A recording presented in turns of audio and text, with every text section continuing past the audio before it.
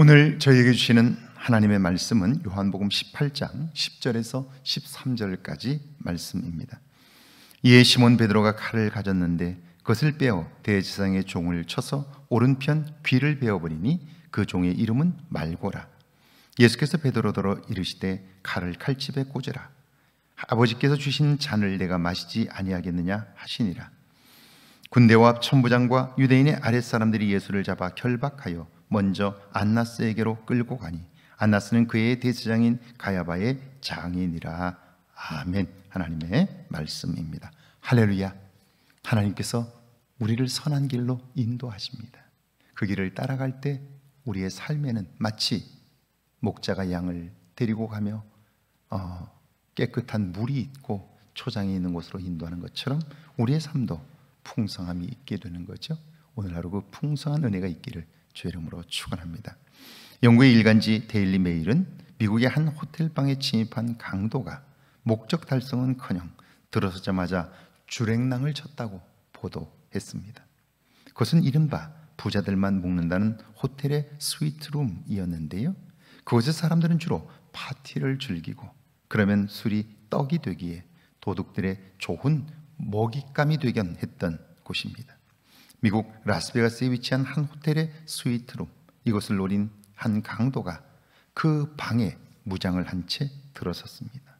그곳에서 강도는 손님과 마주치게 되었는데요, 그를 보는 순간 혼비백산하여 도망치고 말았습니다. 강도가 만난 사람은 그 유명한 전설적인 복싱 선수 마이크 타이슨이었던 것입니다. 힘으로 손님을 제압하려던 강도는 상대의 압도적인 힘에 눌려 결국 도망치고 말았던 거죠. 10절입니다. 이에 시몬 베드로가 칼을 가졌는데 그것을 빼어 대제사장의 종을 쳐서 오른편 귀를 베어버리니 그 종의 이름은 말고라. 예수님께서 체포되셨고 이제 그들은 예수님을 대제사장이 준비한 법정으로 끌고 갑니다. 그때 베드로가 그들의 진행을 가로막고 나섭니다. 그리고 품에 품었던 칼을 꺼내 대제사장 하인의 오른쪽 귀를 베어버립니다. 칼로 그들의 계획을 막아선 거예요. 스승을 향한 베드로의 이런 행동은 용기 있는 모습으로 비춰질 수 있습니다. 왜냐하면 이런 행동은 불의한 일에 대한 정의로운 행동으로 볼 수 있기 때문이지요. 그런데 그것은 베드로의 생각입니다. 11절입니다. 예수께서 베드로더러 이르시되 칼을 칼집에 꽂으라. 아버지께서 주신 잔을 내가 마시지 아니하겠느냐 하시니라.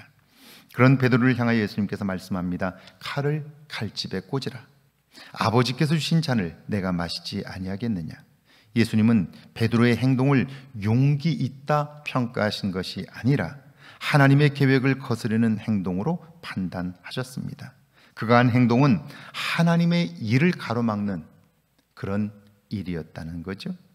우리의 판단에 옳은 것이 하나님의 일에 걸림이 될 수 있다는 사실을 보면서 매사에 하나님의 뜻을 구하지 않는다면 우리가 열심히 하고 우리가 애쓰는 것들이 결국 하나님의 일에 방해가 된다는 사실을 볼 수 있는 거죠. 12절과 13절입니다. 군대와 천부장과 유대인의 아랫사람들이 예수를 잡아 결박하여 먼저 안나스에게로 끌고 가니 안나스는 그의 대제사장인 가야바의 장인이라.